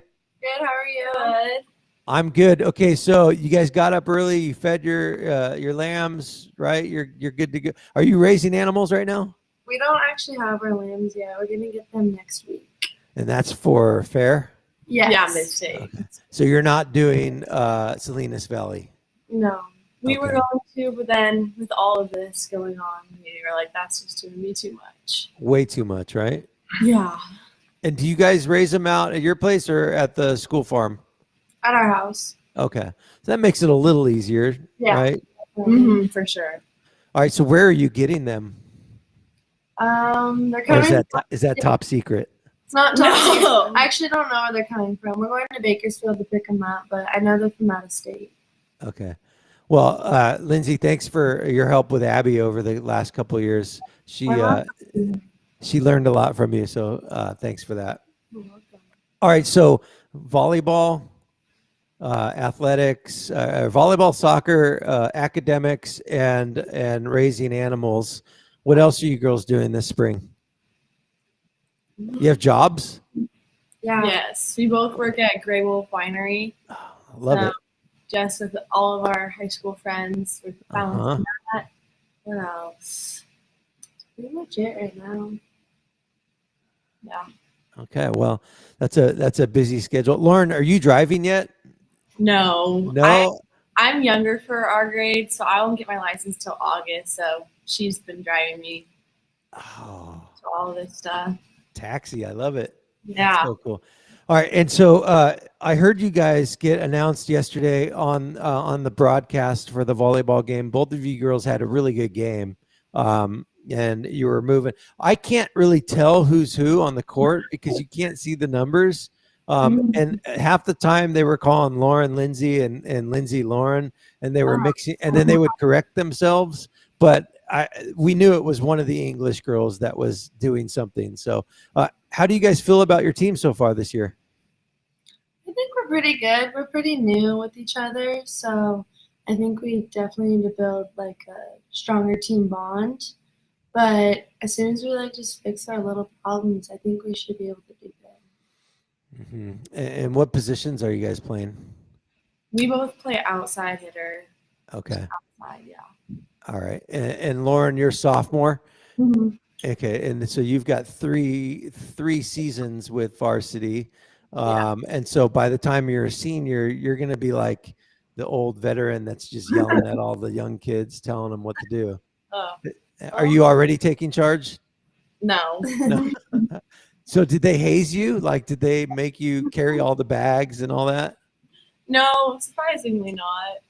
Oh, that's no fun. School's changed. Gosh, when we were young, like, Do it. what's that? Said we should make her do it. Totally, right? You have to drive her around, make her carry your bag. Yeah. No, I'm just kidding. All right, and so walk me through a typical day for you guys when you're trying to balance ride sharing and two sports, and then tutoring and academic. Like, what is that? You guys are on the same cohort because you have the same last name, so that makes it easier. But yeah, what's a typical day like for you guys? Usually we go home after school and then chill out, do some homework, eat, and then at 4 we have soccer Well, practice. tutors before that. She has tutor before that. And then we go to soccer at 4 and that ends at 5:30. That's like on a Monday. And then right after that we go to the gym for volleyball from 6 to 8. And so do you guys snack like all day, or are you just trying to find like this little window to eat like a big burger or something? Like right in between soccer and volleyball, like that little 30-minute gap. Grab something to eat really quick and then go to volleyball. Don't tell me you go to like the market and get like what is it, chicken and Mojo's. No, we usually bring snacks. Oh, that's good. Just bring like sandwiches or Yeah. something. And do you make them, or does your mom make them for you guys? No, we make We You make do? them at work. yeah. Oh, well, that's good. That's more than my kids in my house. It's literally, you get in one of their cars and it's like Starbucks wrappers and In-N-Out wrappers, and it's just Chipotle, half-eaten burritos. Like, it's disgusting. Do you keep your truck pretty clean, Lindsay? At times, and then at times when I'm like really busy, It can I get like- bad. it can get bad. Yeah. Yeah, it's like a locker room. You guys live in these cars, right? All my clothes are in there. So I have 0 sweatshirts in my closet. I got in Noel's car yesterday, and there's 7 of my sweatshirts in the back seat. I was like, okay, that makes total sense. So, all right. So, how's the soccer team looking? I think we're doing really good so far. Yeah, soccer's doing really good. And so, is that your number one sport, or is it hard to choose? It's hard to choose. Your coaches aren't watching. Don't worry. They're not going to hear this. I feel like they secretly are. There's not really a number one sport. I think they're both pretty much even. We only have 4 overlapping games between the two. So we'll probably, the girls who play both soccer and volleyball will split it up. Is there a rule? I should know this, but is there a rule like a high school athlete rule where you can only do so many amount of hours? Yes. Yeah, I think What is? Was it 16 or 16 or 18 hours a week. So like your last volleyball practice of the week, you're just like, peace out, coach. Sorry. Yeah, clock's up. Getting close. Okay, so 16 hours a week, and that includes competitions. Yeah, I think Yeah. soccer games are count as 3 hours, and a volleyball game is 2 hours. Soccer's 3 hours? Because it counts of a warm up. So our warm up Oh, is an hour long. okay. So you have 2 soccer games a week? Yes. Mhm. Okay, so that's 6 hours. And then you've got 2 volleyball games a week. So that's 10 hours. Well, not all of them are overlapping, but Oh, okay. usually like this week we only had volleyball Tuesday, Wednesday, and then we have a soccer game today. Okay, that's not bad. So you're averaging like 3 practices per sport per week or 2? well, soccer we have off days right after our games. So then he doesn't make us practice right after our games. So because Mondays we have both volleyball and soccer practice. And It's usually 2 to 3 practices a week. Kind of just depends where games are and what games we don't have and stuff. Sure. I never played soccer like in my life ever. And I've watched it a few times and really don't understand the positions and the like the offsides rules and like all of that. What positions do you girls play? I play in the forward, pretty much either left, center, or right forward. So are you allowed to go the whole field? No, I'm a queen of offsides. I get Oh, a lot really? of calls. So you can only stay on the side of the field that you're on offense? You can't know. So on the other team where their defenders are, you can't pass them until the ball passes them. So Got like it. if I'm behind, like on their side of the field, and I'm behind their last defender, then they're gonna call me offsides. Okay. Depending on where the ball is or not. Yeah, depending on where the ball is. And what about you, Lauren? What position are you? I play midfield mainly. Coach Steve will sometimes put me in forward, but that's only on some occasions. So I'm going back and forth between defense and offense, running up and down the field. Okay. And who's the most physical between the two of you? Like, do one of you girls just like drop other players all the time, or? I think we're both really aggressive Yeah. for like Okay. our team. We're probably up there. Yeah. She's Have you really guys? more though, I'd say. I probably shouldn't ask this, but have you guys ever injured anyone? In club, I think I did. Yeah. Really? Not in high school though. Like a bad injury? Breaking something. No. But like maybe some Where they little usually sprain. have to walk off the field. And you're not doing it on purpose. You're just doing it because you're in the heat of the moment and you're just being aggressive, right? You definitely get in the heat of the moment at soccer. You're like Yeah, adrenaline's that's for going and you sure. really don't think about it. My last game as a baseball player in high school, I got in a fight with the other pitcher. I was pitching and I struck him out, and then the next inning I was up to bat and then he pitched it and I bunted. That's really loud. Hold on. I bunted and he grabbed the ball and then he like charged me as I was running to first and he buried his shoulder in me and like knocked me over. And then I got up and I like went towards him and both benches cleared. And then the umpire called the game because it was just too contentious. But like I wasn't a physical player at all, but I could see in the heat of the moment when you're like, When you you're know, like up there, yeah. emotions are high and you know, there's a lot on the line and yeah. And then all of a sudden you're just knocking people out like, oops, sorry. Well, volleyball is way less physical and because you're not touching the opposing team. No. So, but you are like diving on the ground and Yeah. running all over the court. What you guys are both outside hitters? Is that what you said? Yeah. Okay. So yeah, I mean, at least you're not like a libero that has to literally run into the wall or the post or whatever, right? You're just kind of waiting. Shout out to Summer. She does such a good job at that. Yeah, she was all over yesterday.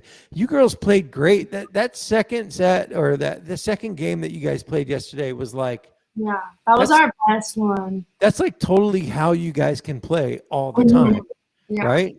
For sure. Yeah, I think just a little more time together and Exactly. just figuring it out. You guys are going to be awesome. Lindsay, you're going to be gone next year. What are you doing next year? I'm gonna go to Cuesta for right now, and then I want to transfer. Okay. Where do you want to transfer? Probably like Texas A&M or something like that. We went out there a couple of years ago on Christmas break, and Texas A&M is like Disneyland for ag students. It's massive. It's like bigger than Templeton. It's huge. I know. I've seen pictures. I'll hope to go visit it this summer, like or University of Tennessee or something like that. That'd be cool. Yeah, there's so many cool places out there that we don't even think about. You know, we're stuck in our bubble here, and we're like, there's so many other places to explore in the world. Lauren, what are you gonna do after high school? Do you know yet, or is it like you're just focused on getting your license?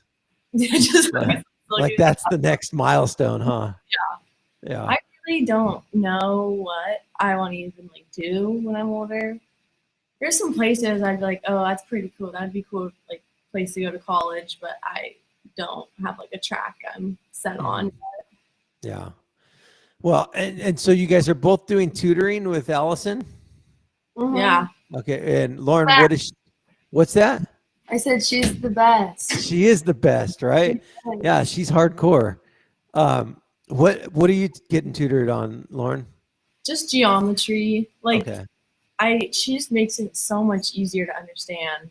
Like I'll go to class, sit in the class for an hour, and I'm like trying to understand it, and then Allison explains it to me in like 2 seconds. I'm like, oh, got it. Well, and that's not a dig on your teacher. That's just kind of a more focused approach having a tutor. It's one-on-one. Some people learn better that way. My geometry teacher was my baseball coach. And so literally he's like, Mike, just show up and I'll give you a B. And I was like, yes, I love it. So I was a terrible math student. I hated it. It was, and then Allison, of course, was like, you know, the brain on campus. So, all right, it's 7:59. I'll let you girls go. Congratulations on just being role models for other kids. And, you know, you guys laugh when I say that, but seriously, like a lot of kids look up to the fact that you guys are out there working hard, doing the things that you love to do. And like, you just, it's a special gift that the two of you have that just allows you to go 150 miles an hour all the time and work your butts off. So congratulations on being awesome students and student athletes, and good luck to you girls this year. I'm going to definitely be watching volleyball. Soccer, I'm sorry, probably might not catch a game. Maybe I will. I don't know. But good luck out there. Stay safe, stay healthy, work hard, and continue to eat well. All right? Yes. Thank you Have so a good day. much. Thank you. Bye, guys. Have a good day. You too. See ya. All right, that was the English girls. Just awesome kids, great kids. Talking about sports, and so what I did during that interview, I just kind of jotted down what's happening in the world of sports, Templeton High School. So this Friday, as it stands right now, the game will be played. The football game will be played at St. Joe's. St. Joe's, and I'll get more information from Coach Crow as we do our check-in. And I think we're going to do an actual video check-in. We might have to pre-tape it, but we are going to get him on video this week to kind of deep dive the season, how it's going, and then upcoming games as well. So St. Joe's is who we play this week. It's Friday at 7 p.m. As it stands right now, the game will be played at St. Joe's. They are in the process currently of putting new turf in, which they're supposed to be, it's like a 40-day thing, and they're supposed to be done on Thursday. So they're cutting it close. If the turf is not completed and playable, then the game will be moved to an alternate site. And so I'll get some more information from Coach Crow, hopefully on that. But as it stands right now, that game will be at St. Joseph's on Friday. And so we have a great a kid that we love and know who's going to be quarterback for St. Joe's this week. So Caden Gusia is a freshman, actually starting on varsity as quarterback. So good kid, hard worker. It's going to be a shame to watch St. Joe lose, though. So that being said, yeah, I'm calling it. I'm smelling an upset. Okay.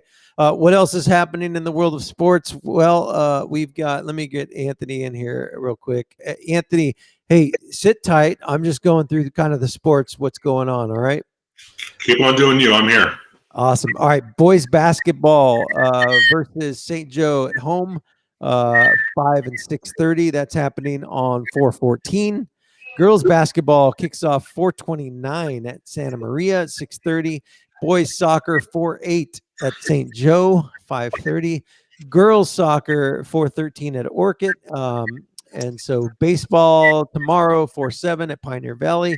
Today we have boys tennis at home versus Morro Bay at 3 p.m. And what else do we got here? Boys volleyball. Boys volleyball is happening. Boys volleyball 4:13 is 6:30 p.m. versus Mission Prep. Girls volleyball will be on 4-6 tomorrow, or that's today. Yeah, today, 4 and 6 p.m. at versus Slow at home. Golf kicks off on 4/26 at the end of the month versus Santa Maria. Softball is happening. I screwed up my dates. 4/7. There you go. Mission Prep at home at 4:30. Swim 4:23 at Orchid or at home. Actually at Atascadero High School versus Orchid. And then track and field will be on 5/1 versus at Orchid Academy as well. So those dates continue to kind of change and morph as restrictions and guidelines and COVID tests and all those things kind of play into the fluctuating schedules. But as it stands right now, those are the latest dates of all those sports activities happening. And so speaking of what's happening in and around the county, anything to report on before we close up today? CHP is reporting a car fire, which PRPD got dispatched to. Turned out to be unfounded. That got reported in the area of southbound 101 south of 13th Street in Paso. So the officer that was there from Paso PD said that it's unfounded. CHP is actually still on scene, just investigating. So much over that. Just real quick, Mike, I wanted to say, because I got cut off earlier, I don't know why, but from what Greg O'Sullivan was talking about, I don't know if it got caught on here, but Donna Furno was my third grade teacher, and so I just wanted to say, if she's watching this, that first of all, if you remember me from the early 2000s, I was in your class, and so it's good to hear that you're still in the community. So Awesome. That's all I wanted to say. So cool. Everything else is quiet as of this moment, so that can change on an instant. So we'll just have to see what happens. Sweet. All right. Well, I appreciate that update, and we will see you tomorrow, sir. Perfect. Sounds good. All right. See ya.